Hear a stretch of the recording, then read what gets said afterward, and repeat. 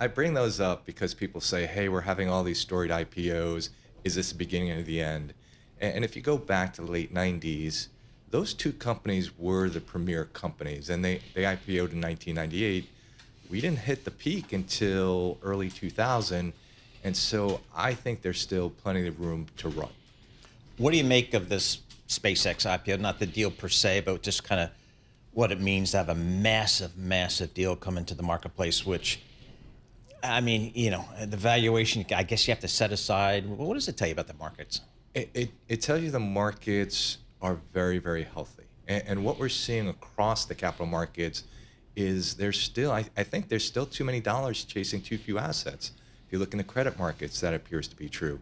If you look in the equity markets, the bid for risk is still incredibly strong. And it's just telling you that the market is very, very healthy. Earnings, they've been great. I mean, better than great. Are they great enough to support this market here? I think so. So back late last year, we thought the peak or EPS growth peak would be 2Q. I don't think we're seeing the peak in growth until sometime in 27, and because the numbers have been that good. And as I look at this, things are just popping on all cylinders, and I think this is going to continue. The thing to keep an eye out for is still the credit markets. And again, if we go back to the late 90s, credit markets in 98 started to widen. Here we're at multi-decade tights. Mm-hmm. That's not, and it's not wavering.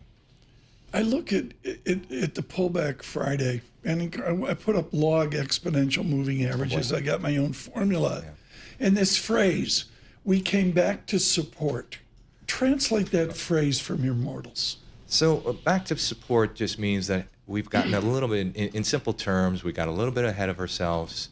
We needed a little bit of a pause that refreshes. That appears to have happened on Friday.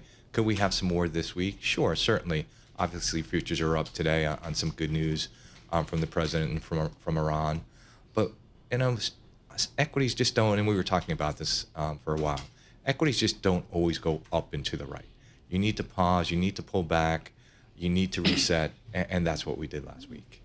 So I guess one of the questions here for the credit markets is we're seeing higher rates out there. I mean, we got the 2-year at 4.14%, 4.15%. What's that telling you here? Yeah, so we're looking in rates markets, we're looking in credit markets. The one thing that has caught our eye in the rates market is if you look at real rates are higher, slightly higher, or on Friday were slightly higher than where they were when nominal rates, 10-year nominal rates, were at call it 470, right? And so the rate market has become a little bit more restrictive, which it goes in line with a little bit of an equity pullback. The other thing is, when you look at Fed fund expectations, pricing in a hike, I think that's just too aggressive. I look at the equity market now, and people have to reset.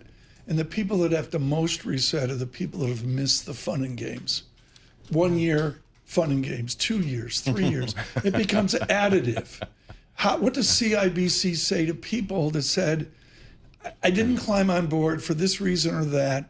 Yeah. I got to climb on board now. How do you approach that? So, Tom, one thing, we've been pro momentum all year long. We thought that, to make it in simple terms, the chart had to look good to be invested in. We wanted people to stay away from the contrarian trade, and we didn't want them to go bottom fishing because a lot of those stocks just, there were fundamental issues that led you to believe that they wouldn't work.